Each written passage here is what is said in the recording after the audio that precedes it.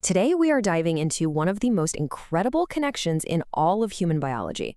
We're talking about the direct line between what you believe and what your body physically experiences. And, this isn't some kind of magic or wishful thinking. It's hardwired neuroscience. So let's get into how our thoughts literally become our biology.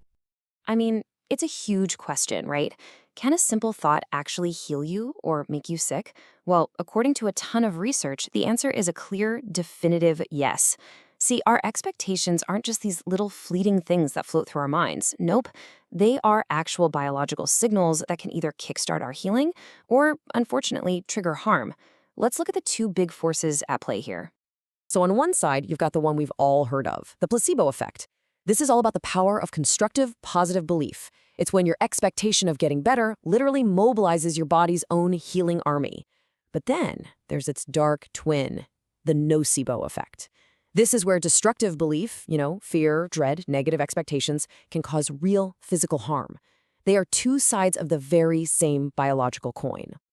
Okay, so let's start with the good stuff, the placebo effect.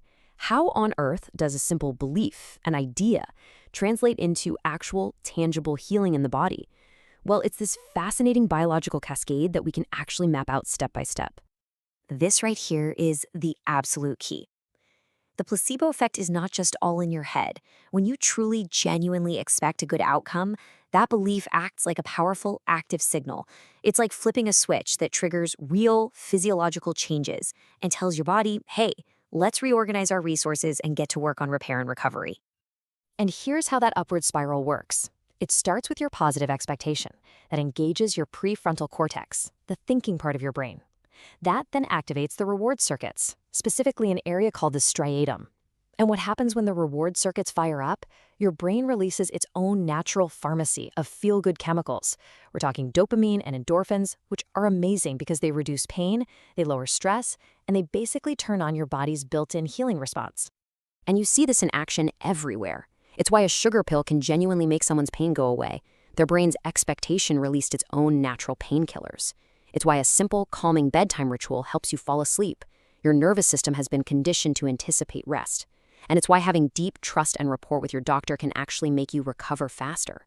Your belief literally becomes part of the medicine.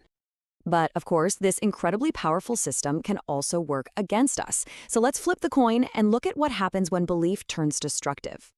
The nocebo effect, it turns out, uses the exact same mind-body highways as the placebo, but instead of gearing up for healing, a negative expectation primes your body for a threat. It puts you on the defensive, which can seriously amplify stress, ramp up inflammation, and even create symptoms out of thin air. So here's the downward spiral. A negative expectation, like fear or anxiety, lights up your brain's fear center, the amygdala. That triggers a flood of stress hormones, especially cortisol.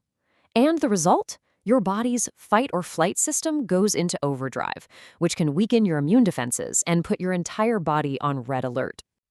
And man, we see this play out all the time.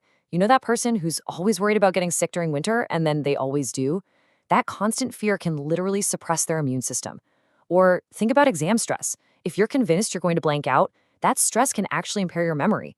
And get this, in clinical trials, people who are given a totally inert sugar pill but are told it has side effects will often start to experience those exact side effects.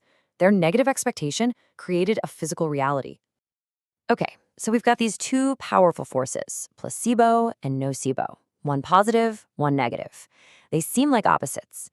But what's the single mechanism that drives them both? Well, the answer is pretty amazing, and it lies in the fundamental design of your brain. Here it is. Your brain is at its core a prediction machine. It is not just passively sitting there waiting for things to happen to it. No way. It is constantly, actively building models of the world based on everything you've ever experienced. And then, and this is the important part, it uses those models to predict what's going to happen next. And then it prepares your body to meet that prediction. So in this framework, your belief is the prediction your brain is running with. So how does this actually work? Well, think of it like this. Every experience you have creates a kind of template or a blueprint in your brain. When you're in a new situation, your brain quickly scans for a matching template and fires off a prediction. This is basically conditioning. So if a pill has helped you feel better before, your brain predicts it will help again and primes your body for healing. But if you associate, say, a doctor's office with bad news, your brain predicts stress and gets your body ready for an anxious experience. This chart just lays it out so clearly. On the placebo side, a positive expectation engages the thoughtful, forward-thinking prefrontal cortex, which leads to that release of dopamine and endorphins for reward and relief. On the nocebo side, a negative expectation triggers that primal, reactive amygdala, releasing cortisol and kicking off the stress response. See? It's the same system, but the input, your expectation, determines the entire biological output. All right, so we get the science. It's fascinating. But what do we actually do with this information? What's the takeaway? Well, this is where it gets really powerful, because this is where we can start to take the driver's seat. Here's the most important part of this whole thing. If belief is a real, physical, biological process, and it is, then it's not some random force we have no control over. It's a system. And like any system, it's something we can learn to influence. We can actually take an active role in the signals we're sending to our own bodies. This quote really just says it all, doesn't it?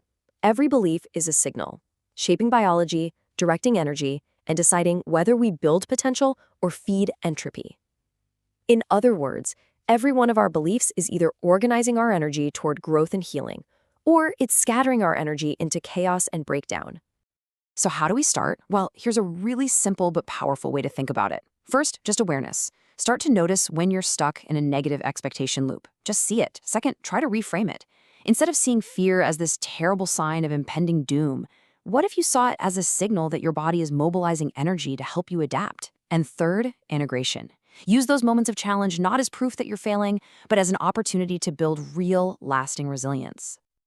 At the end of the day, it really comes down to this. Your expectation is a prescription. It's a set of instructions that your brain dutifully fills and your body then follows. So the question we want to leave you with is a simple one. What prescription are you writing for yourself today?